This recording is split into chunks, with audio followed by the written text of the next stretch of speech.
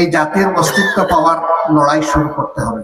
যেখানেই মজলুম সেখানেই আমরা চেষ্টা করব বাজ পাখির মতো উড়াল দিয়ে গিয়ে হাজির হব। আমরা সবাই মজলুম, আপনাদের উপর যে কষ্ট সেই কষ্টের ভাগ নিতে এসেছি। 2018 সালে এখানে একটা বড় ধরনের অপকর্ম করেছিল, দেশটাকে একটা জাহান্নাম বানিয়ে রাখার কারণে সেদিন মানুষ মুখ ফুটে প্রতিবাদ করতে পারে না। আমরাও আমাদের নৈতিক দায়িত্ব পালন করতে পারি নাই। এই চিত্র বাংলাদেশে কম বেশি থাকলেও ঠিক এত নিকৃষ্ট মানের উদাহরণ বাংলাদেশে খুব কম আছে। এখানে যা হয়েছিল, একজন মাকে বোনকে কতটা সম্মান দিতে পারবো জানি না, কিন্তু তার সামান্য অপমান হয়, এটা আমাদের পক্ষে সহ্য করা সম্ভব নয়। এই জন্য আপনাদেরকে বিনয়ের সাথে অনুরোধ করে সেখান থেকে আমরা ফিরিয়ে এনেছি, আপনারা আমাদেরকে ক্ষমা করে দেবেন। একজন ভাই তিনি পুরো বিষয়টা খেয়াল না করে এই ঘোষণাটা দিয়েছিলেন, আপনারা মনে কোনো কষ্ট নেবেন না। এই মহিলাকে কেউ আপনার মা ভাবতে পারেন, কেউ আপনার বোন ভাবতে। আমরা দোয়া করি আমাদের এই বোনের আল্লাহ তাআলা ইজ্জত বৃদ্ধি করে দেন। তার ইজ্জতের যে ক্ষতি হয়েছে আল্লাহ তাআলা দুনিয়াকে তাকে পুষিয়ে দিন এবং এর উপযুক্ত বিচার যেন আল্লাহ তাআলা আদালতে আখিরাতে করেন।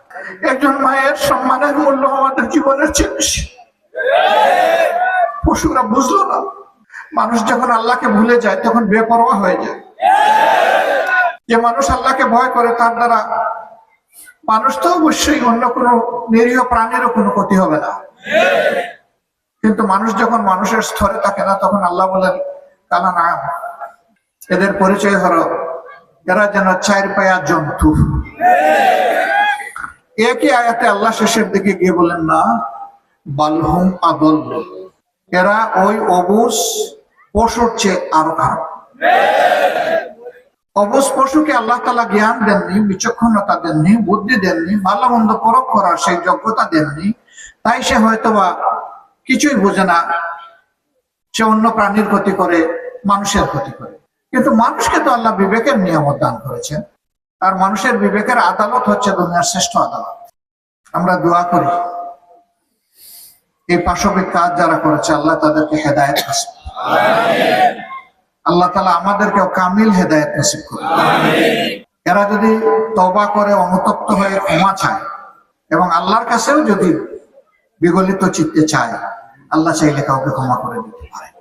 কিন্তু যদি অহংবোধ দেখায়, গোয়ার্থমি করে, তাহলে ওই যে আল্লাহ তাআলার কথা যে আল্লাহ ছাড় দেন কিন্তু ছেড়ে দেন। চোখের সামনেই তো এই ক্ষুদ্র জীবনে অনেক কিছু আমরা দেখছি, আর আমরা দেখি না এমন বহু কিছু দুনিয়ায় ঘটে যাচ্ছে। মহান রবের দরবারে দোয়া করি এদেশের প্রত্যেকটা মানুষকে আল্লাহ যেন এমন একটা অন্তর দান করেন যে মানুষ আল্লাহকে ভয় করে চলে। যারা আল্লাহকে ভয় করে চলবে তাদের আর কাউকে ভয় করার প্রয়োজন হবে না। আল্লাহর ভয়ের এবং ভালোবাসার জায়গা থেকে যে মানুষটা মানুষের কাছে শ্রদ্ধার উপযুক্ত সে শ্রদ্ধা পাবে, আর যে ভালোবাসা পাওয়ার উপযুক্ত সে ভালোবাসা পাবে। সেই শ্রদ্ধা এবং ভালোবাসার একটা মানবিক সমাজ আমাদের বড়ই প্রয়োজন। আমরা আমাদের অস্তিত্ব অনেকটাই হারিয়ে ফেলেছি। এই জাতির অস্তিত্ব পাওয়ার লড়াই শুরু করতে হবে এবং এটি হচ্ছে মর্যাদার লড়াই। মানুষের পরিচয় মানুষ হিসাবে মর্যাদার সাথে বেঁচে থাকার লড়াই, নিরাপত্তার লড়াই। সেই লড়াই যদি আমরা বিজয়ী হই, ইনশাআল্লাহ আল্লাহ তাআলা বাংলাদেশের জনগণকে একটা মানবিক বাংলাদেশ দেবেন। সেই মানবিক বাংলাদেশ গড়ার ক্ষেত্রে আমাদের আপোষহীন সংগ্রাম এবং লড়াই অব্যাহত থাকবে। যেখানেই মজলুম সেখানেই আমরা চেষ্টা করব বাজ পাখির মতো উড়াল দিয়ে গিয়ে হাজির হব। গিয়ে বলবো যে আপনার উপর যে জুলুম করা হয়েছে আমার উপর এই জুলুম করা হয়েছিল, আমরা সবাই মজলুম, আপনাদের উপর যে কষ্ট সেই কষ্টের ভাগ নিতে এসেছি।